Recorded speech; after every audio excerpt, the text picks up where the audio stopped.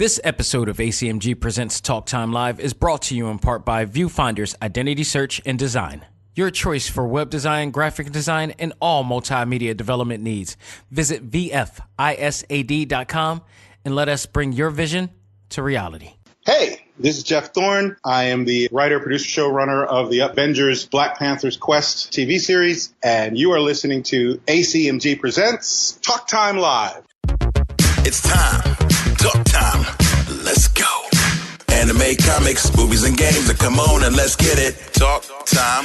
Anime, comics, movies, and games. Come on and let's get it. Talk time. Anime, comics, movies, and games. Come on and let's get it. Talk time. Anime, comics, movies, and games. Come on and let's get it. Talk time live. Started in the 80s with Matt Cross. Dudes in the hood might have called that soft, but I carried that cross like Jesus did. Fast forward, I teach the kids to learn how to let go, live life, and show love to all things that don't matter where y'all from. And luckily, there's a show called Talk Time. We've been waiting for this for a long time. Dax kicks the facts on all the geek news, special guests and unbiased reviews. Suburban kids, the hipster street dudes, all can learn something new. Me too. I heard words when no faith is empty. I stayed the course so my haters tempt me. Beat the podcast, that'll make them envy. It ain't too trendy, it's ACMG. Anime, comics, movies, and games. Come on and let's get it. Talk time. Anime, comics, movies, and games. Come on and let's get it. Talk time. Anime, comics, movies, and games. Come on and let's get it. Talk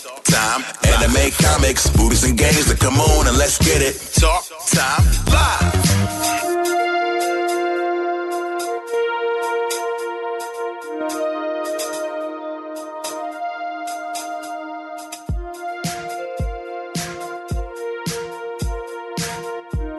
Ladies and gentlemen, welcome back. This is ACMG Presents Talk Time Live, the Prime Show. I am your host, Xavier Josiah. I hope everybody's having a great week, especially all you Star Wars cats out there who are celebrating May the 4th.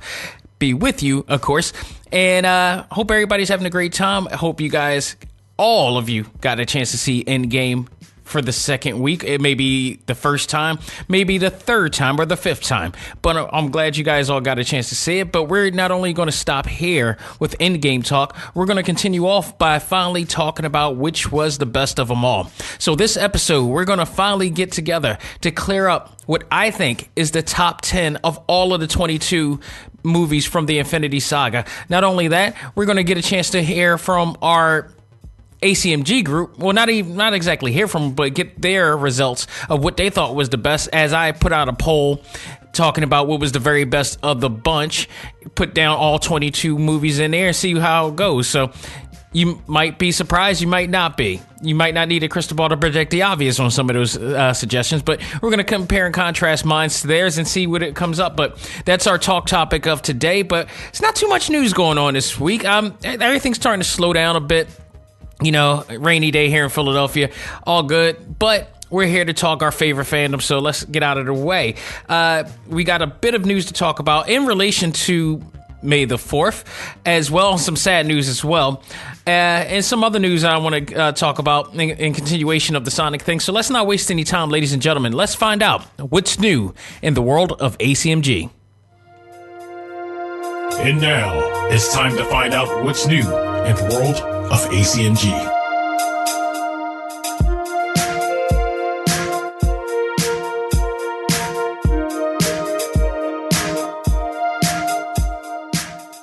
All right, so let's start off with some sad news, and leading off to the week that is May the 4th, and we always celebrate that day for Star Wars as May the 4th be with you. We got the sad news that Chewbacca actor Peter Mayhew actually has passed away at the age of 74. According to his Twitter account, Peter died in the evening of April 30th, 2019, with his family by his side in his North Texas home. Mayhew has battled many health issues, which led to his limitations in mobility. If you guys have seen him on TMZ, sometimes he was on a wheelchair. He was still able to talk, and he was coherent to that point, but he was just battling really bad health issues. He's a very tall guy too, and he's a beloved actor. He's, to my knowledge, that's all everybody known him for. And honestly, in his case, that was enough, because the character he played, Chewbacca, is such a pivotal, iconic character in the Star Wars universe. So well beloved by everybody. There's not one person who does not like Chewbacca. I challenge somebody who says they don't like Chewbacca. It's just ridiculous. It's like the one love character of all time. So, and he played him throughout all the years. But with that said, due to his health, he was prohibited from actually reprising the role in the recent movies as the iconic Wookiee. But that doesn't mean he was out of the loop. For those who don't know, he actually was a consultant for the role of the recent films, which was now played by Jonas Suotamo, if I'm saying that right. So a memorial service for his friends and family will be set and held in June, with a fan memorial expected to be set in December for Empire Con in LA, which is the major Star Wars con out there. So my hats to him. Rest in peace. Thoughts and prayers to the friends and families and the fans who loved him out for years. He's done out for years. He has a hell of a legacy. He will always be remembered for that role and just, being a part of society. And I can tell you this, I say this all the time. I mean, 74, it's getting to that point. I always think, like, once you hit like the 80s and stuff like that, that's the ages. Like, if a person passes away, that's the age that you should celebrate, because at that point in time, you should have the opportunity to do a hell of a lot with your life. You learn a lot in life. You were able to experience life to the best of your ways. And to his credit, he's done things, and he had an opportunity that many others are trying to have today or may not have been able to have today. And he's been celebrated throughout all his life and still will be celebrated through his time. So I consider this, due to the situation, a celebratory type of situation. We'll send him off on a good note. He battled health problems, but he leaves a legacy. Therefore, he lives longer as an immortal. And that, to me, is what immortality is all about. Not living forever as a human in space, but being able to outlive your legacy, outlive you. Great example of Stan Lee. Having your legacy outlive you, you will live a lot longer. Martin Luther King, Malcolm X, John F. Kennedy. I mean, these names, all these guys left legacies that has changed the world in such a way, or changed the hearts of people in a certain way. Peter Mayhew, his portrayal as Chewbacca, in the hearts of many, will do the same. So, rest in peace to him, and thoughts and prayers to his families, indeed. So, let's go into some other news. Hulu put in an order for more Marvel series. As we know, they were thinking about doing many different Marvel series coming up soon. They already had The Runaways, which is extremely successful on Hulu, and it's a very good, tremendous good show. If you haven't seen the first 2 seasons, man, go out of your way to check it out. They're awesome. I still don't know if they're from the makers and the people who brought you Agents of S.H.I.E.L.D., but it has that Agents of S.H.I.E.L.D. feel, which, by the way, I need to start actually binging on the previous season of Agents of S.H.I.E.L.D., because this is the month that is all coming back. So I don't know when. I think it's coming this week or something, or at the end of the month or something. I don't know. I got to go back in my notes in that. But Marvel's Runaways is a great series in Hulu, and because of the success of that, they're actually ordering other shows. So the newest one is, in fact, and I'm so happy for this because I knew down the line that this was going to happen, Ghost Rider. Ghost Rider is getting his own series, and this, not just any Ghost Rider. The Ghost Rider, if you guys have been watching Agents of S.H.I.E.L.D., this is the same Ghost Rider that we saw on there, played by Gabriel Luna, who played the Robbie Reyes version of Ghost Rider. One of the, by far, the best season of Agents of S.H.I.E.L.D. ever, because just by his appearance alone, it was such a great deal. And Ghost Rider is a major character in the Marvel Universe. So for them to actually have that character in there and to be a part of the quote-unquote MCU, I still debate whether they're still making that a part of it or not, but it is what it is. And now also Hellstrom will be a part of this as well. Now, I don't know in particular, from what I read, and I believe I got this from comicbook.com maybe, whether Ghost Rider and Hellstrom will have a show together, or they're going to be two separate shows. Now, Hellstrom in the Marvel comic universe is the son of Satan. So I never really read up too much on Hellstrom as much as I did with Ghost Rider, and I didn't read Ghost Rider to that length to know exactly all of his rogue gallery and lore, but seems that they're going to be having a show whether together or separate. I'm not sure, but we'll see. But it's still great news for Hulu. You know, even though Disney Plus is out there, now we still got, for those who have Hulu, we still got some love from Marvel there. So I'm very happy to see that. In addition to that, of course, there's already exclusives coming in the Marvel Universe, including Hitmonkey. I don't know exactly what that is yet. Tigra and Dazzler. Howard the Duck, which is an animated adult series that'll be coming out. And, of course, in addition to Marvel's Runaways. So you add in all this, too. It's giving people a reason to want to get Hulu. And that's a great thing. And I really think that that's a good thing for Disney and a good thing for Marvel to do. Don't leave everybody out the loop, because you're not going to have everything that everybody wants. And granted, I believe Hulu is owned by Disney now, too. So that actually helps it out as well. So kudos to them on that. But yeah, I feel bad because Netflix is I don't know where Netflix is going to lie in all this when everything comes about, because they still have the rights to play like Infinity Wars and all these other Marvel movies right now. And I'm not sure where they're going with that. Once like Disney Plus come out, are they going to snatch all of the Marvel cinematic films away? I don't know. We don't know. There's no clarification of what they're going to do yet, but we'll see. But at least it's great to know that Hulu's going to have a home with Marvel content on there. So that's great. Absolutely great. The last bit of news I really had, it's not really news because we talked about this on the Select Start podcast, and that is the Sonic the Hedgehog, conundrum and controversy, whatever you want to call it. And there's people now because, like we said, the director is now doing a redesign of the character. And this was what I find really funny, because I really thought that it was the entire design as well. I'm hoping it's the entire design. I didn't realize that people were just focusing on the teeth, which when I figured it out and started reading up on people's, disdain, and I saw the teeth, I'm like, yeah, that does look kind of creepy when you think about it. I don't think Pikachu has teeth. I don't even think they show his teeth on in Detective Pikachu in that movie, because every time now that I saw the teeth on Sonic, I looked at the trailers for Detective Pikachu. I don't think they really show it, and that's actually it doesn't have to be entirely too real. This version of Sonic the Hedgehog that they designed for this movie, it looks more like a Michael Bay design theory in thought. Like they kind of got it, but they kind of went too far with it.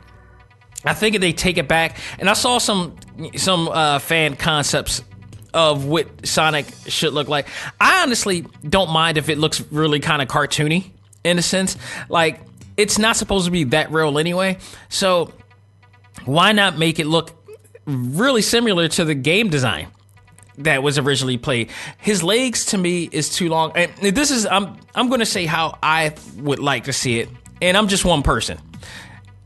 Far be it for me to get what I get done. But I'm just one person. I'm going to give my perspective on this. So I'm looking at the picture right now. There's parts of him that really does look like him. I don't like the fact that he has these really long legs that really... It feels like it's focusing on the recent Sonic Boom version that they did. This is like an older version of Sonic. So I never did really too much like the new Sonic. I like the original Sonic where his legs were shorter. I wish they would change the eyes just a bit and kind of give it that, old school Sonic the Hedgehog, where it does seem like his whole, it was like one eye with two pupils because it's all connected. Also, everything else looks okay, but except for the fur. I don't like the fact that he is too furry. I would have preferred at least some type of a Buzz type of, short hair, like an actual short hair puppy type of deal. Yeah, I feel like his hair is just way too long and stringy, but that's just me nitpicking for the most part. There are parts of it that kind of looks like Sonic. There are parts of it that doesn't, but it's here nor there. They're going to change it. I'm looking forward to seeing what they're going to do with it. But they said they got a lot of time before November comes in. And we'll see. Just the first impressions didn't appeal to me. I know it didn't appeal to a lot of people as well. I was watching TMZ live, and they actually covered this. I was really surprised that it got to that point that it reached TMZ live, which comes on in the daytime. For most people, there's two versions. If you don't know, TMZ Live comes on in the day, and they have a pre-recorded show where they cover what they're going to talk about later in the night. So it's like, I believe they have the meeting first, which you see at nighttime, and they record that. But then they do the aftermath. It's a really weird thing how they record the show, but it's pretty cool. I like the format, but they actually cover the situation, the controversy of it, and Harvey Levin, who's the guy, one of the founders and creators of the show, and then Van Lathan, who's like really famous for the Kanye debate that he had with him. And they were talking about like how Twitter took over the movie. I can see where they get with that. And they were saying basically how Twitter basically bitched and moaned so much that it turned, it forced the director to make the changes that was requested. And I get it. Sometimes, in some cases, this is a case-by-case basis when it comes to social media. And it's not just Twitter. They kept blaming Twitter for it because that's all they saw. But people all over social media was crapping over this whole thing. Instagram and both IG and Facebook were actually crapping over this as well. I mean, first impressions, like a majority of fans that were crapping on it are most likely those who actually love the franchise and the character. So it didn't give them that impression that this is what we wanted to see. And I mentioned this before, when they bring a fantasy element into reality in the way that they did by bringing them into the real world, it takes away the suspense of disbelief that the fans originally have for the game. Like I said, a great example is Smurfs 1 and 2. I said this before. And Smurfs 1 and 2, the first two Smurf movies, the one with Neil Patrick Harris in there, the first two Smurf movies were bombs. And they were catering to a whole new brand of fans who may not have known about the franchise and the brand of the Smurfs. You can't have the Smurfs without the Smurf Village. You can't. I mean, it's one thing to have Gargamel and all that stuff, but to have them come out into the world, like, I don't understand who the directors and the writers who write these movies based on our beloved favorite cartoons and bring them to life, and then they want to bring them into the real world. That never works. It didn't work for He-Man. It didn't work for Super Mario Brothers. Why did it work? Why did they think that it was going to work for this? And they're doing it again. This always bombs when you bring stuff into the real world. I don't expect this to win. The only reason why I said Pokemon Detective Pikachu was going to win because it was already based on a sort of kind of fictitious real world type of setting where humans and Pokemon interact. So as long as they don't make that New York or LA or Philly or whatever, that's fine. If they make that Pallet Town where they're at, or some type of town that we're familiar with, because they got to understand, not only are the characters iconic, but the places that they're at are iconic. So people are not only just fans of Sonic the Hedgehog, they're also fans of the whatever zone that he's in the game. They want to see that. Every bit of the game aspect that they play, that they want to see come to life. That's why we love Marvel Comics so much. And I've said this all before. That's why we love Marvel, because even though they changed it a little bit, it was loosely based on the events of the comics, they still gave us enough fanfare to make us be like, this does feel like the comic come to life. This does feel like them and that, and this and the places that they're at. We recognize these places from the comic book. That's a big nod to the fans.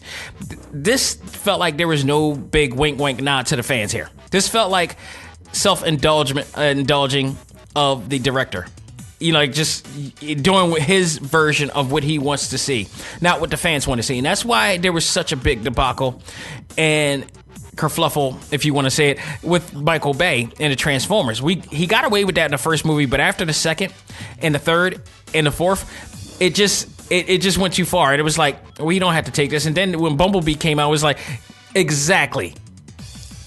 Bumblebee's first 10 minutes of that movie gave us so much more than what Michael Bay has ever done throughout his entire run with that series. The first 5 to 10 minutes of that movie, it felt like the Transformers that we loved. And then there was another cutscene, a Cybertron cutscene as well. It's like, that's what we wanted a long time ago. It looked like it. It felt like it. It sounded like it. I mean, everything. That's what we wanted. And the person behind it was an absolute fan. That's what we want to see. So this right here, whether this person if he's a fan, I think he's more of a fan of himself than he is of the franchise and he is of the fans, because we clearly got what we got here. So honestly, I don't know what they're going to do as far as the redesign. Hopefully they get it together, but even still, it goes beyond the actual character design. I think the premise of it is going to be kind of iffy too. The fact that he's in the real world, and I know they did Sonic X, and Sonic X at some point was a story based on Sonic coming in the real world. Now. Just so we will see from there. But believe it or not, ladies and gentlemen, that's all I have for what's new in the world of ACMG today. Like I said, it's been a short day. Nothing really, people are still on the cuffs of, Endgame. People are still going to see Endgame this week, so that's all that's been talked about this week in the world of news. So it's nothing else really. I'm not going to talk about salaries, because it's like, do we really need to know about salaries and whatnot? It's like, I've had conversation with that stuff before. It's like, that's not our business, so I don't care. As long as they get paid properly to do what they've done for us, and I believe they have, then I'm all for it. I am absolutely all for it, but that's a not to know basis unless you're going to apply for a job similar to that. So I'm leaving that alone, but let's just take a break, come back, and we're going to talk about the top 10 Marvel Studios movies in the Infinity Saga. We'll do that right after this. Ladies and gentlemen, this is Dak Xavier Josiah, the host of ACMG Presents Talk Time Live, the podcast. You want to catch up with all of our podcast shows and hear from some of the hottest names in all of anime, comics, movies, and games, such as... This is Miley Flanagan, the voice of Naruto. This is Stephanie Shea, the voice of Sailor Moon. This is Ruben Langdon, voice of Ken Masters and Dante from Devil May Cry. Hey there, this is Kyle Hebert, the voice of Ryu from Street Fighter V. This is Chris Battle, character designer of Teen Titans Go. Here's your chance to check out all of that and more on TalkTimeLive.com. TalkTimeLive.com provides all of our ACMG content with new and previous episodes, exclusive interviews, articles, and much more.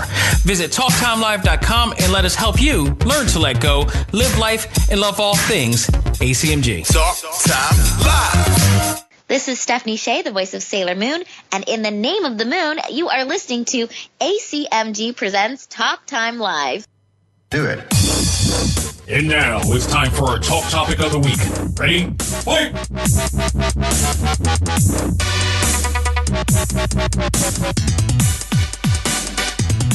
All right, ladies and gentlemen, we are back with our talk topic of the week, and it is our top 10 Marvel Studios movies in the Infinity Saga. We finally get a chance to do this. I've been waiting to do this for so long, and we finally made it. I am happy to be alive right now to say that I have lived to watch these great amount of movies that we got to see within the course of 11 years. And we got to see 22 of some of the best action-packed, dramatic, comedic, entertaining movies of all time. This will never be duplicated probably in the next in years. I wouldn't say ever. There's a possibility that somebody will be able to do the same, but you won't be able to see something like this happen for years to come. I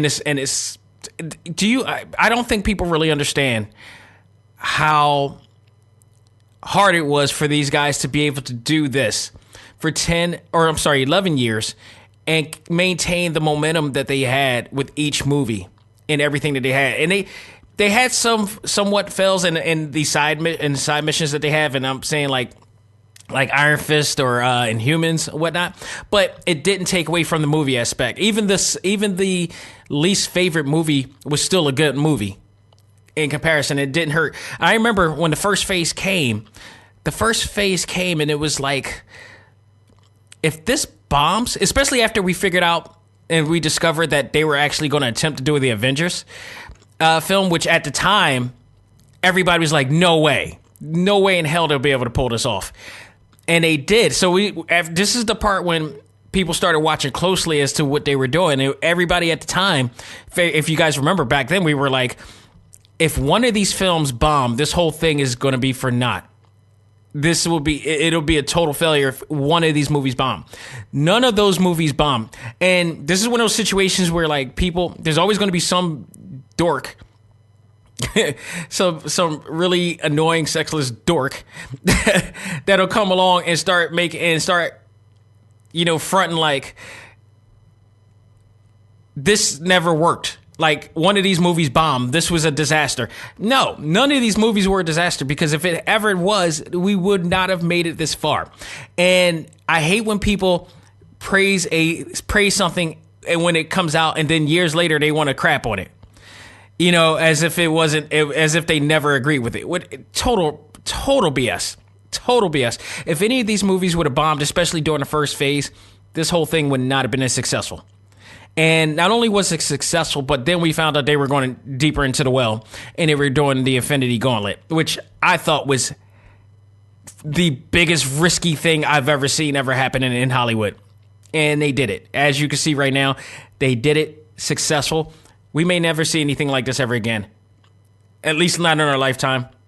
So, not in years on end. So, for me, people in my generation, I am happy to be able to live through this. If tomorrow was my day, I would have no problem.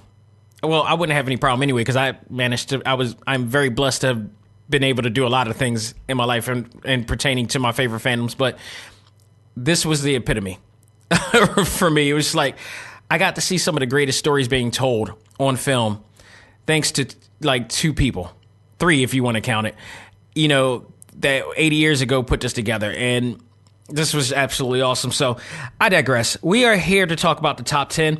And I put together my own top 10 in accordance to what our ACMG Facebook group put together in their top 10. So we're going to talk about both of those top 10s. And mine in particular are based on what I felt was the most significant and important movies, as well as entertaining in movies of the bunch. Now, that's not to say that all of the movies weren't good. Honestly, in my opinion, all of the movies were fantastic. If you put them all together, 22 of the best movies combined that you could put together that are episodic and into a saga. And this is just my opinion on that. And I just want to say, this is just my opinion. This is the way I see it. This is the way it goes. It doesn't mean that it's right. It doesn't mean that it's wrong. It just means that that's what I feel. Just same way with our ACMG Facebook group. But I think one of the problems that we do have is that we tend to, I feel like people tend to want to believe that people have to gravitate to what they feel and think. And if they don't, that they become isolated or hurt or feeling hurt. And we need to get out of that mindset. So if you agree, like say, if I like the Tim Story version of the Fantastic Four, that's me. I felt that it was good, despite the fact of the Galactus thing, which everybody seems to only focus on. They don't focus on the other things that, like, other than the movie was just both movies were very entertaining. If that's me, you got to respect that. The same way I got to respect what you don't like. Just because you don't like the things that I like doesn't mean that you're not my friend. You're not my compadre. You're not. We're gonna have disagreements, but we got to have respect. That's more important. So I just want to point out, this is my version, and I'll give you ACMG's version as well. So let's get down to it. And this was hard because, like I said, honestly, there is no bad movie in this deal. None at all. So I had to just dumb it down to as much as I can to give it its significance. Thor Ragnarok goes with my number 10, and I give Thor Ragnarok number 10 only because this was the best of the bunch as far as Thor movies. I liked the first 2 Thor movies, but they were very close to the actual comic book, which I'm not a fan of the Thor comics because, like, as I told you guys in the Endgame review with Joe Rinaldi, Thor bored me. Thor always bored the hell out of me. And thanks to Chris Hemsworth, over the years, he managed to become a more humanized version. And then what I love about that, too, is that because he's assimilated into the Avengers, who are Earthlings, and they all have their own personalities. They're Americans at that. And they all have their own personalities. And he's actually assimilated into that ideology and mindset. So he's acting just as goofy as the rest of them. He's not too dramatic. He's not too thespian-like. His portrayal and his, Thor. He's not always like mightier than thou, stuff like that. He still has the voice of a god, but he doesn't act like it. So he became more down to earth. And Thor Ragnarok really, really knocked it home with that. And not only that, it was the last movie to really shotgun us to Infinity War. So, I mean, it was a lot of important things going on in that movie as well, but it also had two stories in one. There was, what was it? What was the Hawk saga in the comic books? It was World Hawk. I forgot. It's been so long, so people are going to kill me for this. But, it got to the point of, Thor working with Hawk, so we got to see Hawk in a movie. So technically it was half Hawk's movie. And, people are going to really kill me when I figure out that that saga, that Hawk one where he got boosted off to space by the Illuminati and stuff like that. But it was a little bit of that. They paid homage to that. And that's what I was talking about earlier about why this was so successful in accordance to what like the Smurfs was or Super Mario Brothers was, because they still gave us a little bit of fanfare, even with the Hawk. You got to see Hawk do his thing in there. So that Thor Ragnarok was definitely a great movie for me. And plus we got to see Doctor Strange as well. So it was a lot of, interchangeable elements in there and a lot of fanfare in there. So that's my deal with Thor Ragnarok there. Number 9, Guardians of the Galaxy. The movie that when people first heard about, they were like, really? This is a really ambitious version of all comic books in the Marvel Universe, the Guardians of the Galaxy. Y'all gonna come out with that? Yeah, I got to see. And people weren't negative about the announcement that they were doing Guardians of the Galaxy. I think they were more interested because they've done so well so far. And now we got this that's coming out, and it was like, what are they going to do this? How are they going to do this? Rocket Raccoon is going to be in this? This is going to be insane. Groot is going to be in this? I got to see this. And thanks to James Gunn, it became one of the favorites among many people as far as the Marvel Cinematic Universe is concerned. And great cast of people. It really worked well, but, it just, that the cast in there, everybody involved, it just worked out. Chris Pratt surprised everybody. A lot of people recognized him from Parks and Rec, and when he was in Parks and Rec, he was like he wasn't really like obese, but he was like a heavyset dude. And he took on this role, and the discipline that he does, he bulked up, got swole as hell. And he's one of those actors that has really great discipline of being able to control his weight. And when it, like pretty much like Christian Bale did in Batman and all the other movies that he was in, he was able to get bulked up, and then he got really fat when he played Dick Cheney, and then he got really skinny when he played the crackhead in that other movie. So yeah, it's kind of like that. Chris Pratt is really good at doing that. And if you saw Infinity Wars, he purposely gained a little bit more weight to get a chin. It's hilarious what he does with these roles, but he proved more than enough that he can be a household name, and that movie helped him in the same way, almost in the same way that Harrison Ford was helped in Star Wars, and how Hugh Jackman was helped in playing Wolverine. He got that kind of a nod to that in his portrayal there. So, plus, and not only that, the music, the soundtrack, they managed to revitalize a lot of old school songs and bring them out into this generation and make them beloved with a whole new generation of fans. And it was just really well played. And Volume 2 as well was also, with their soundtrack in there as well. So, number 8, Avengers: Age of Ultron. Now, again, this is my list, and here's why. Here's why I'm going to say why I added that on. if you watched that movie recently, and I know a lot of you did because a lot of you were binging on the movies. God bless you all for doing that. That's overkill, and what the hell are you doing with your life at this point? I know I do some things, but I space myself out. There's no way I'm watching all of those movies in one day. And you can't, because it's like 22 movies, and then it's like some of them are 2 to 3 hours. So it's no way in hell you're watching all that in one day. But Age of Ultron was actually a very important movie. Much to people, whether people felt that was one of their favorites or their tops, or whether or not, if you really look at that movie was very important, because it really was a prelude to a lot of other things going on in the Marvel Universe. The Infinity Wars, Civil War, Black Panther, and there was another one, Ragnarok. It all centered around Age of Ultron. If you watch Age of Ultron again, that's where Thor got his vision from Heimdall, that he had to go and figure out what the hell was going on, which led him to leave there. Then you also had Hulk, who also left out too, and somehow ended up in that universe as well, that same planet Hulk. That's what it was. I knew I was going to get it. So yeah, Hulk basically ended up in the universe where the Grandmaster was at as well, along with Thor. So that ended up being a thing there. And then you had Civil War kind of prelude, because Tony and Steve had their first debate about the situations of how to handle it. They went to Africa, which was related to Wakanda, which was going to lead off to Civil War from there as well.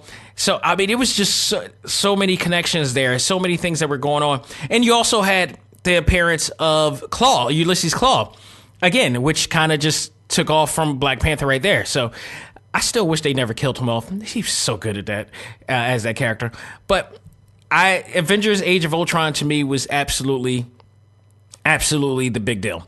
So that is my number 8. Number 7 is actually the Avengers, or for some reason they call it this, Avengers Assemble. The original Avengers movie, the first one that came out, was everybody thought was going to be the end. Everybody thought that was the end game right there. And no, we were far from it. We were far from it. Because they could have just left off of there, and we would have still been like, this was one of the best things ever. And like I said, I spoke before, leading up to the Avengers, when we figured out that the Avengers was coming, we had to, they could not have, the Incredible Hulk could not have been wrong. Thor could not have went wrong. Captain America could not have went wrong. Iron Man 2 could not have went wrong. Any one of those movies that fell flat overall, the leading up to the Avengers would not have made it the money that it made. It would not have been as popular, and people wouldn't have been as excited for Endgame right now. But the fact of the matter is, it is. So when people try to deny that and try to say that these movies were crap, because there's always going to be some contrarian out there. Please learn that word, because there are a lot of people who match that word. There are going to be a lot of contrarians out there who are going to try to go the opposite way of the grain of the popularity of things, and just try to say like, well, this wasn't that good, even though the majority of people do like it. And at one point, that person probably liked it as well, but they don't want to agree with it for whatever reason that they have. So the Avengers was a very important movie. It was very, very important. It needed to be successful. It was supposed to be the payoff that everybody thought it was. And then again, the end credits at the end, and I also absolutely remember being in the theater, where I sat in the theater, and when I saw Thanos for the first time, and I probably was the only person in there that literally screamed out, "Holy shit, they're going to do this." I don't think a lot of people at the time understood what that meant, but I knew immediately the sight of Thanos. I was like, holy shit, they're going to do it. They're going to try to do this.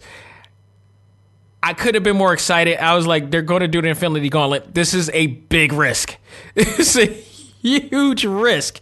So This movie was more than a success, and it left us wanting so much more. We got so much more of that. But none of that would not have happened if not for our next list item in movie. Number 6, Iron Man.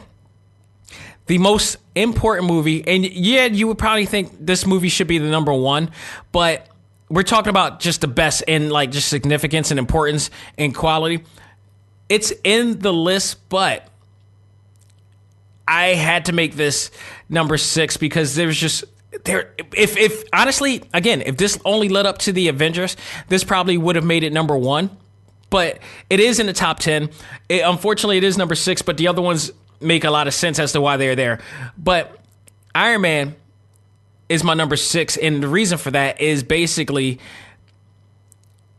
it has to be in the top 10. It has to be in the top 10. It was the movie that if this movie bombed, we would not have seen any of this. And Jon Favreau, in all his glory and wisdom and talent and genius, took this on, got Robert Downey Jr., who people don't remember. Robert Downey Jr. had so many demons that he was fighting back then. And you talk about change your life story. You're talking about a person who had a really bad drug habit, who had to go to rehab many times. Before Charlie Sheen was like drinking tiger blood or whatever like that and winning, Robert Downey Jr. was the dude. And he turned his life around so much. And this Iron Man movie was his big comeback, his major, major comeback. Jon Favreau gave him the opportunity to prove himself again. 10 years later, 11 years later, we get to see this man do what he did for 11 years. And, recover and redeem himself. You talk about forgiveness. You talk about people who are forgiving people for doing bad things and having demons and doing, wrong in the world and forgiving people. Look at that. Robert Downey Jr., people. He's the most beloved actor of all time right now. What he's done for the Marvel Universe, what he's done for Disney, what he's done for Stan Lee, what he's done for us. He's become a role model. He's come back from the trenches. People you can forgive because we forgave him. So think about that when we talk about other people who we try to damn out and is not looking for forgiveness at that. There are people who damn their lives and do things wrong and have demons, but eventually, sometimes there are some people who want to change and want to get through life, and they want to redeem themselves. If he's not the biggest proof of this, because what he did with Iron Man, with Jon Favreau and everybody involved, man, this just changed everything. And funny thing too, because Iron Man was not like you would think that they would keep with Spider-Man, but Iron Man was the guy that they took, and that was a big gamble too. Iron Man was not like before that movie, Iron Man was not one of the biggest fan favorite characters in the comic book universe by far. He was a side dude that they put into the forefront. He became a much bigger deal thanks to Jon Favreau and Robert Downey Jr. by far. So if that movie didn't work, and they invested a lot of not as much money as they did with the movie as they wanted to, but it was a gamble. If that movie bombed, none of this would have happened. None of this. And there's also a case that if Blade wasn't successful, nobody would make any attempts to do what they did. Period. So, but that's a whole another story right there. So Iron Man respectfully gets number 6, but I had to nod it, and this is my opinion, because number 5 in my list is Black Panther. And why is that a big deal? You're talking to an African American here, so you got to understand. I mentioned Blade.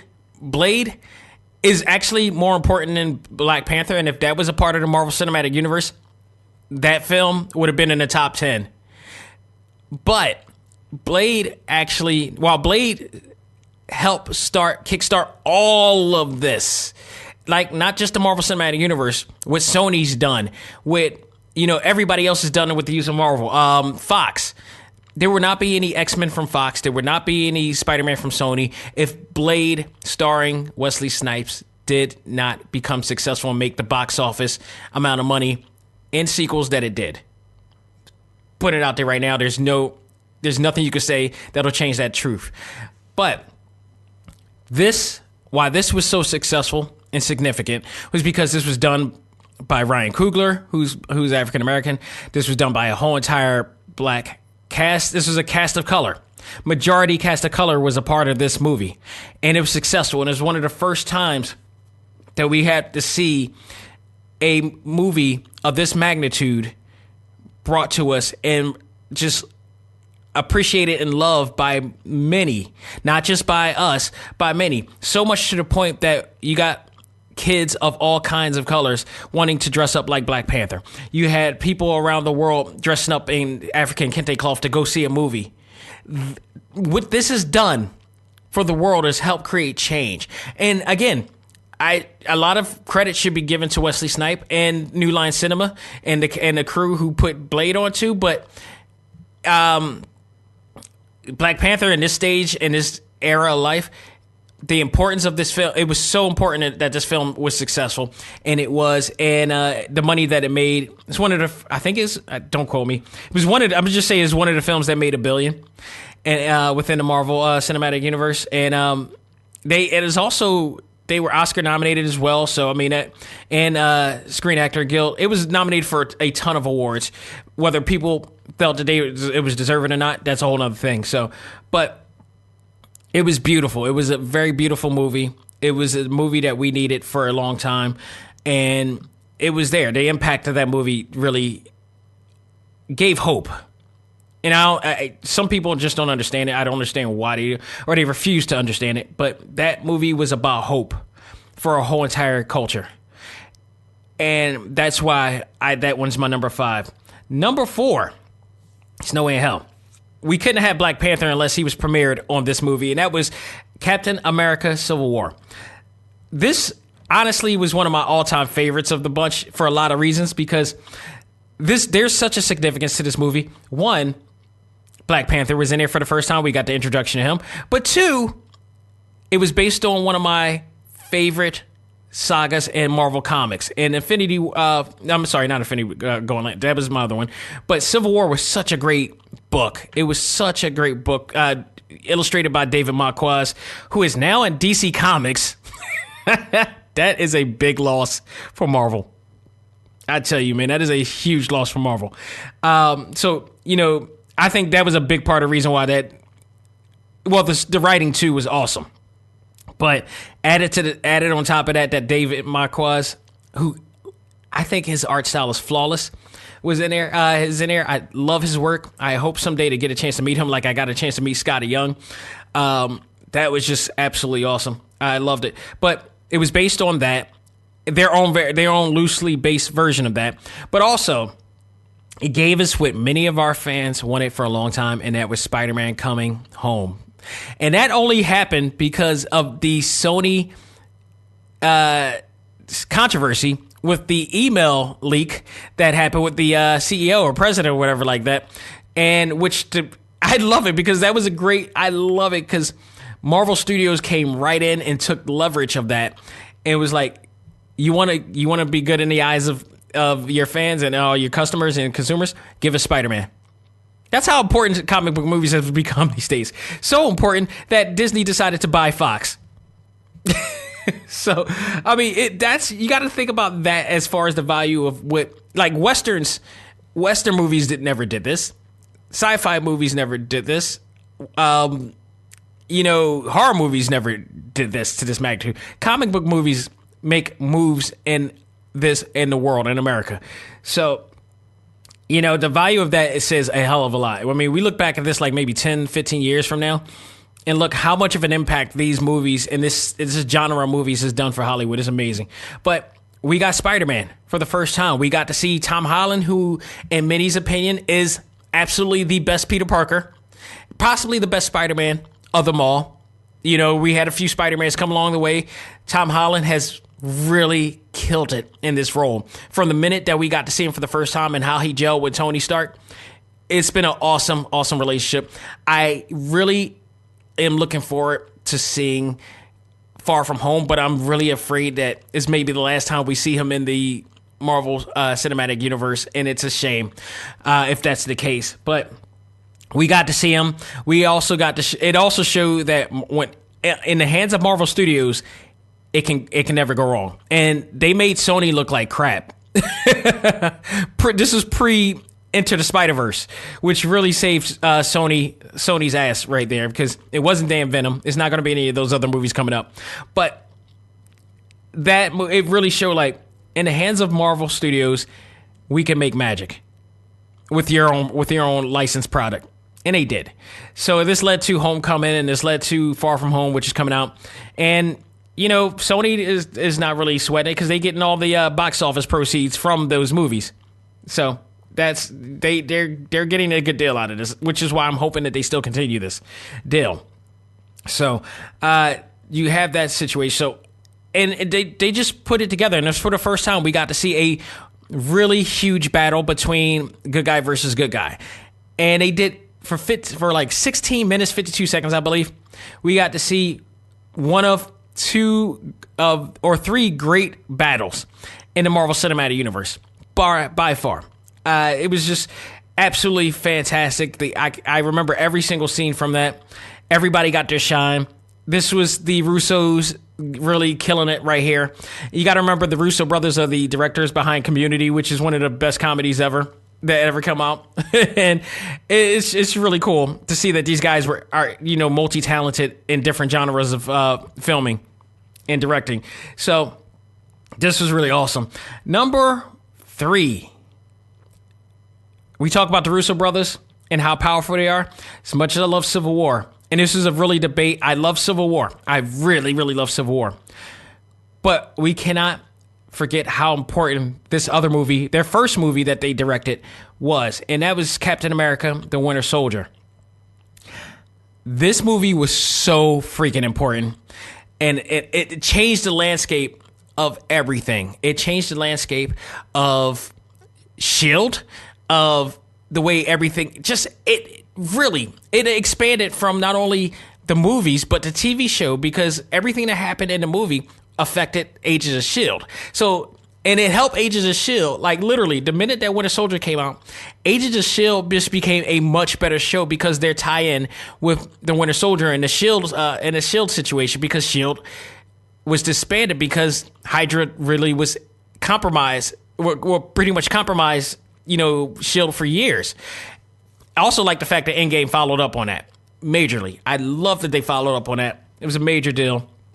And not only that, what made that movie even more important, in my opinion, Robert Redford. I cannot stress that enough. When I found out that man was in this movie, I was like, wow, this is how important comic book movies have become in this day and age. I'm telling you, if you guys, all the younger listeners out there, if you guys were around during the 90s and the 80s when comic book movies were coming out, and these were comic book movies with not as much budget, not as much investment, and not the evolved technology that we are able to do today to make what they're making today. They didn't have that technology back then.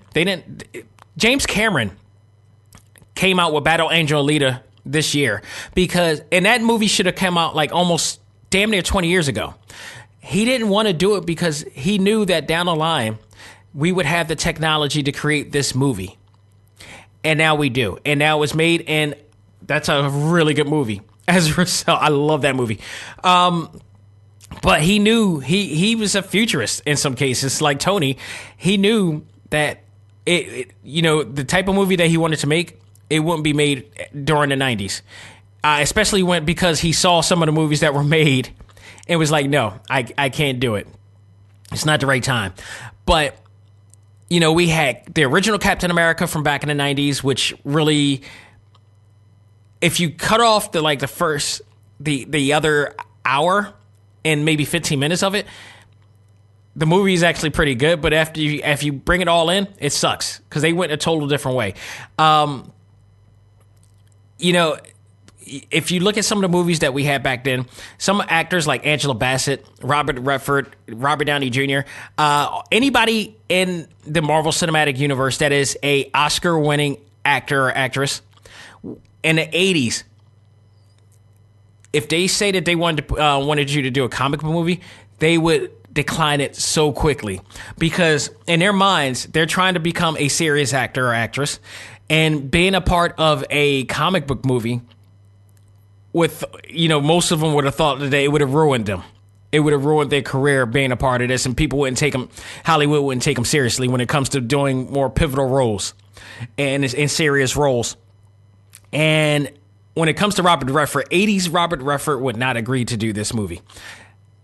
But with great writing and great responsibility and great, budget and, just all around great cast, Robert Redford was in this movie. And for him to be in this movie, and he does movies like this, like these type of, government, military espionage type movies in his time, this was right up his alley. And he was able to be him in this movie, and it brought a little bit more precedence to the movie, a little bit more serious tone to the movie, because he was a part of it. And I'm so happy that he was in Endgame as well, because his role as Alexander Pierce was so important, and it really brought in. It took the movie. It actually took the actual the level of importance of a comic book movie to that much level, because it's how good he is in this role and how good he is in this movie. Like I said, like having him in there, and other actors are saying like Robert Redford's in a comic book movie. Okay, I'm in, because that's how much respected this man is. He's kind of like the Meryl Streep for men. It's kind of. He's that much important to Hollywood in this case. So Winter Soldier was just so great, but it changed the landscape. It also had Bucky come back, and Sebastian came back and took over the role as Bucky and became the Winter Soldier. And it was really good. It's such a great movie. Changed the landscape, changed everything about S.H.I.E.L.D. So did Civil War, but Winter Soldier. Meryl Streep, by the way, I meant to say, not Meryl Sheep. Meryl Streep. But it really did change the landscape of everything that was happening in the Marvel Cinematic Universe right there. So that one was very important. Number 2. Do I need a crystal ball to predict the obvious here of what I'm going to pick? Do you really? It's Infinity War. It was the movie that we waited 10 years for this, for all of this to happen.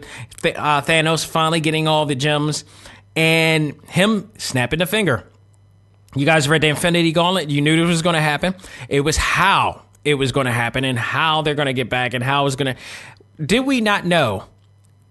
Well, we knew there was going to be a 2-parter for some reason, but we didn't know how they were going to do this and what was going to happen. So the fact that Thanos at the end won, he won. Everybody died. Our favorite heroes died, at the time. Spider-Man, Black Panther, a whole bunch of Groot, Scarlet Witch. A lot of them died, and it was like, what the hell are they going? How the hell are they? We know they're going to come back. Just how the hell are they going to come back? How are they going to make this film as epic as what they did here? And it was every bit as epic as what you wanted it to be. A lot of that I give credit to Josh Brolin, because he was such a great antagonist. He made Thanos, even now, even with Endgame, Thanos was just such a great. I was telling somebody in the ACMG Facebook group, Kevin Baker, shout out to him. We were talking about this because he's a big Thanos fan. He's Team Thanos, and as he says on there, and I was like, I kind of respect what you're trying to say, because if you really look at it, this whole entire saga, like I said last with the Infinity War Endgame, with the Endgame review, this superseded anything that Star Wars has done and any other franchise has done before it. Many have tried to do what this has done, and they have not been successful. With the exception, I give a little bit of a nod to the CW universe and DC's primetime live action shows. They've done the same formula, is doing really well for them. But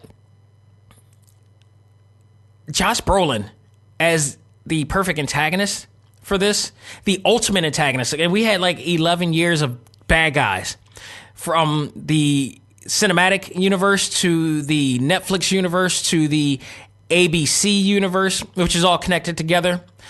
And we had a whole bunch of antagonists there. None of them pales in comparison to Thanos, and that is Josh Brolin. I mean, I can compare Thanos to even like gangsters, to even like not even just a comic book villain, but just one of the most evil villains of all time. Despite the fact that he, in his own philosophy and ways that he felt that he was doing right for what is right, but what he did to do was wrong, and he had conviction. That conviction was crazy. Josh Brolin made that happen. And without that type of level of antagonist, this movie would not have worked as well. A lot of praise needs to go to him. Like somebody said he should have been Oscar nominated for this role. I think he should have. I absolutely think he should have. He's our Darth Vader of this era. He is the Darth Vader of this era. And I'm going to make an argument. In my opinion, I think he may have, if you put the two together, even without the Infinity Gauntlet, I don't think Vader can hold a candle to Thanos. He's that bad of it. He that badass of a dude. You know, they made him even a bigger badass than he did in the comic books. Because in the comic books, he was so engulfed in love with death in the original Infinity Gauntlet book that he decided.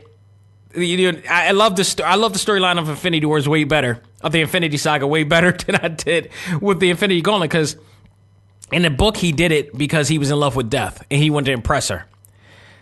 But he was a little bit like emo, just a tiny bit emo and towards that. But this one he had a reason, he had a purpose, he had, there was a more enriching purpose that was better than him just, doing it for a girl, for a woman, or for somebody that he loved. He did it because he was trying to maintain balance in the world. That, to me, is a more enticing storyline. And, I mean, this just wouldn't happen. And then to see everybody come together, Thor and Captain America. I mean, no, not Thor and Captain America. Doctor Strange and Iron Man team up with the Guardians of the Galaxy and Spider-Man, all of them coming together to know each other for the first time ever, and Black Panther coming together with the rest of the Avengers. I mean, it's just really great to see. And how they had to change it around, too, that was also great, too, because they don't own the rights to Silver Surfer at the time, because that was a Fox-owned thing, now it's owned by them. It was originally Silver Surfer that kind of, got his ass whooped and ended up in the sanctuary, in the sanctum of where Doctor Strange and Wong was at, and fell through. But they managed to make it feasible enough to give it to Hawk and let him be the one to go and fall down into the sanctum that Doctor Strange and Wong was at, and let him be the one to give the warning. That alone to me was great, because they managed to make chicken into chicken shit and to chicken salad, if you say, because they didn't have Silver Surfer, and he was a pivotal role into warning everybody that Thanos is coming for the Infinity Stones, and he's going to turn everybody into hell. So that right there, without a doubt. Again, the Russos shine big time with that, and I absolutely love what he did. But how are they going to pay that off, and was it going to pay off at the end? Was Endgame going to be able to be the biggest payoff ever? And if you heard me last week, I said yes. And right now, that is my number one. Everything that happened for all of the years that John Favreau put together, that Joss Whedon put together, that every other director put together, Ryan Coogler and the Russos, it all had to they had to pass the baton to each other many a times to get to this point. And it had to pay off in such a way that we could say, like, it was all worth it. All 11 years of going to the movies, giving them our money multiple times, it was all worth it. Endgame did that. Endgame did that wholeheartedly. As you guys know, I went to go see it again this week, and I absolutely enjoyed every minute of it. And again, here I am thinking I'm not going to get emotional because I already seen this damn thing. Nope. On your left. The minute that happened, I was like, oh, shit. I was really, really, really, like, I couldn't. Good thing I had my glasses on. Good thing it was at nighttime. It was dark in there because no man, there was not one person. And I looked around too. There was other guys crying too, and trying to hold it in. You know what's funny? I told a friend of mine, a colleague of mine actually, about that. And so I'm not a psychologist by any stretch, but I do. That moment really, it really interests me. There are a lot of people who got emotional, and there's a lot of people in our ACMG Facebook group that also said that they were very emotional during that scene and stuff like that. With everything going on in our world, and we've become so bitter, so cynical, so envious, and it's just become so bad in the last few years. Emotionally and everything, and it created this type of mentality for each other, like that not everybody's supporting everybody, that everybody's not looking out for everybody, and it's less social than it ever was before, especially in this presidential term. And I hate to say it, I know people may not like to hear, but it all stretches to that situation. It all centers around that, and it's created such a turmoil in this world that what people are willing to do to be noticed, and what people are willing to do to be famous or, successful, whatever like that, all stems around this whole entire situation.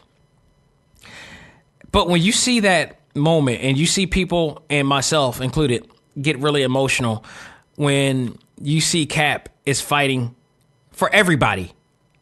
He's fighting for everybody. And so is Thor and Iron Man. And it's just them three. And you're like, where's everybody else? And how are they going to get through this situation? You got this one group of people, these group of evil people coming after you. And then you got just three of us.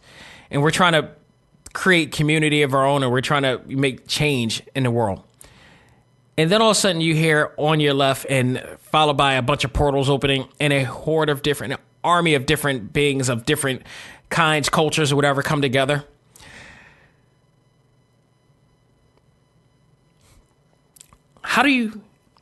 Does that not trigger people in a certain way? I think anybody who looks at that and starts getting emotional and maybe shed a few tears, I think those are the same people. I think that triggers people who also want that type of unity. I think it triggers people that wants to socialize and want to be part of a community. And once they leave this movie, they deal with their reality, which is we don't have that type of community. I think if we had that type of community, I don't think it would be as emotional as it was. But to see people in the theater get so emotional like that when you see a bunch of people coming to back up a person in the most darkest hour, that to me actually says that that's a trigger. That to me is a major trigger. And I don't think people whether people realize that or they actually don't admit that. But it can't be a coincidence. I do believe, look at the society that we're in now and look at that movie. That's the way America should be. That's the way we should be as a society. That's the way we should be as a community. And when you see that and you get really emotional, just the same way, another example, you watch the end of Black Panther when he goes back to Oakland, and they go to Oakland and we find out that T'Challa brought all of the community. He brought all of the buildings in that community because he's going to change it to help give back to the community to help them grow. A lot of people got emotional during that time too. That's why that movie gets number 5 as well. And a lot of people in my community got really emotional during that part too, because you don't get to see that as often, and to have somebody like that support it, such a thing, and to see that type of unity at the end of the game, that to me, it really makes me believe that when people get emotional about that, it's the same type of people who want that type of unity themselves, who want to create that community. And I'm asking that, why aren't we making that community? Why are we so afraid? Why are we relying on a movie to give us that? The movie should only give us an idea of what we really should be, and I think it has. I hope, and maybe it will be during 2020 when our own real life Thanos is our end game is coming for that particular Thanos. You know, maybe, I don't know if it's going to take to that, but we got to do it in 2020. We need to make that our end game. And I hate to sound like this is a political situation, but there's something that's creating a negative dissent in our society. We need to find a way to get rid of that, and we need to all do it together. But I digress. Number one, of course, is Endgame, and that's the reason why. So I want to give you guys the list from our ACMG Facebook group, and give me a sec. I'll have that right here, and here it is. Give me a sec. All right, so here we go. We got our top 10. So let me see. 1, 2, 3, 4, 5, 6, 7, 8, 9, 10. Boom. All right, so based upon our poll, the poll that I have for the best Marvel Studios votes, I just had them do votes, not comments. I just, wanted to see the votes here and see what they do. But their number 10 is Iron Man. Number 9, Doctor Strange. That's a surprise. And, I wanted to make Doctor Strange my number 9. I really wanted to make my Doctor Strange, not just my number 9, but I wanted to, here's the thing. All of the movies that weren't picked for my top 10 are honorable mentions. Every one of them. There wasn't a bad movie in a bunch. I will stress that again. There was not a bad movie in a bunch. Every one of those movies get honorable mention. But Doctor Strange is great because that movie was only made in a year. And it got nominated for visual arts and for an Oscar for visual design and visual arts. That movie was done in a year. I love that movie. I never liked Doctor Strange. Doctor Strange is like one of those characters that's on the same list as Thor. Thor, it's just like one of those books I would never read. But in movie form, Cumberbatch did tremendous. Benedict Cumberbatch you couldn't have found he was as perfect as as Patrick Stewart being Xavier, as Hugh Jackman becoming Wolverine. You could not have picked a better guy to play Doctor Strange. Loved it. Absolutely loved it. Thor Ragnarok was their number 8. Avengers was their number 7. Black Panther was number 6 for them. Captain America Civil War was number 5. Guardians of the Galaxy, number 4. Captain America the Winter Soldier was their number 3, which was like mine. Infinity War, number 2. And, of course, overwhelmingly, and I mean, the votes were way, way big for this, Endgame was the number 1. Now, as I say this, I do not want to hear one person down the line. I swear to goodness, the first person in the next 5 years that say anything stupid and try to crap on these movies, you're getting proverbially snagged, if not for real. So, Endgame unanimously, without a doubt, is everybody's greatest one. You had to. It's the payoff. I call it the biggest payoff ever. You have to give it the payoff. So, if this movie wasn't as great as Infinity Wars, it would have been a bomb. All of this would have been for naught. And they did it. And not only that, they made it 3 hours and still made 3 hours very entertaining. Take that, Vince McMahon. So, wrestling fans know what I'm talking about with that. But that's theirs picks. And, Far From Home is coming. That's technically the last of the Infinity Saga, but the prelude to the new generation of things to come. So it'll be interesting to see what's going to happen with that. And I hope that's not the last movie that we get to see of Spider-Man in the Marvel Cinematic Universe, because Tom Holland has done tremendous. I don't like what's about to happen with the Sony version of this universe and what they're doing, because they're doing the whole, everybody but Spider-Man movies coming up. So we will see from there. But again, I've said this many times, I'll say it again. This is a great time to be a fan. And for 11 years, Marvel Studios, thanks to everybody involved, especially the directors, especially the entire cast. I'm not just going to make it one or two or whatever. I mean, the entire cast have made this the most entertaining years, even with everything going on in the world.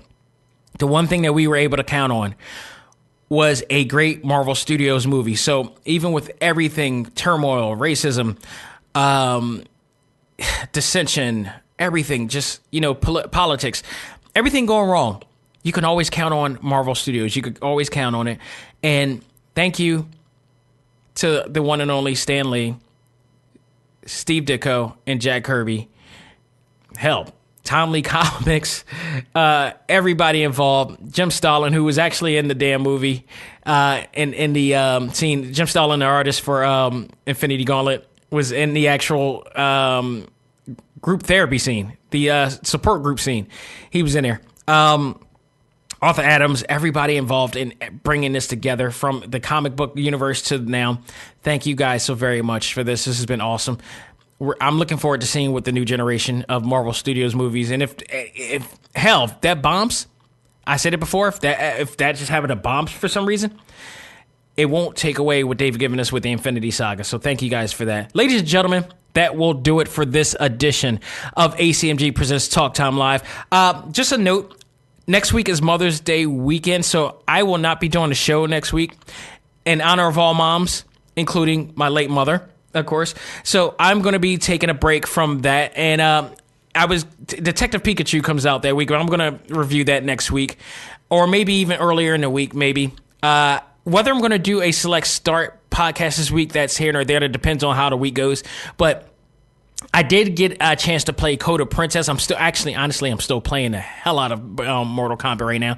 Damn them and all their secrets. Got us playing nonstop for God knows how long with this game. So, so I'm still playing that heavy, but honestly, I got a chance to play Code of Princess. I've been waiting to play that game for quite some time because it's reminiscent of another classic game that I used to play and love. So I'll be talking about that when we come back. Maybe this week, if not this week, the next week. So, but again, you have plenty of content to check out on Talk Time Live. You can check out all of our past episodes there. You can check out all of our exclusives in our exclusives page with all of our guests that we've had, from Molly Flanagan, my good friend, who's the voice of Naruto, Amanda C. Miller, who's the voice of Boruto, Tom Gibbs, who's the voice of Shikamaru, game designers, Megaran is in there, my goodness, Ruben Langdon, the voice of Dante, and Devil May Cry and Ken Masters, Kyle Habert. You got everybody on here. If you need something to listen to that of your favorite people, of your favorite fandoms, or honestly, if you are a person who are looking to become a actor, a game designer, a artist, a comic book artist, we got Yale Stewart from JL8 on that I interviewed as well. We got plenty of people that you can be inspired by to listen to get an idea of what you need to do, how you want to do it, and things that they go through to become what they want to do on this show. All in our exclusives page. Now, granted, I do got to update it as well and add all the newest people that I have on there recently. But Yacht Club Games I just had on as well, who does Shovel Knight. I had them on here as well. They were really great. Yeo is a written one in the Talk Time Live. So I got plenty of content for you to check out in the meantime. So definitely check us out on TalkTimeLive.com and TalkTimeLive.com/exclusives, just to easily find our exclusives content as well. And, check us out. And there are going to be more guests coming, guarantee it. There's people in the works that will be coming down the line.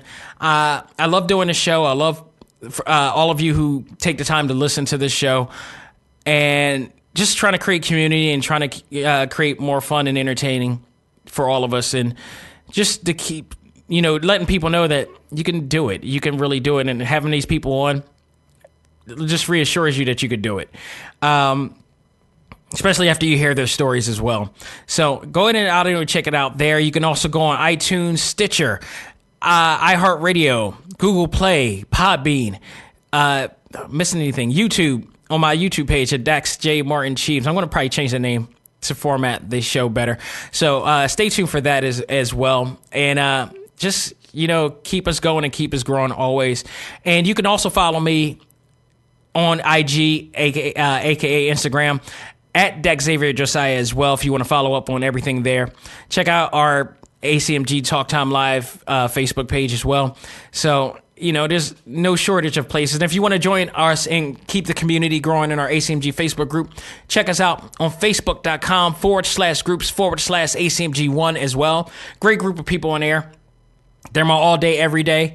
And my primary place, I have my own, my own account, but I'm primarily on ACMG at all times.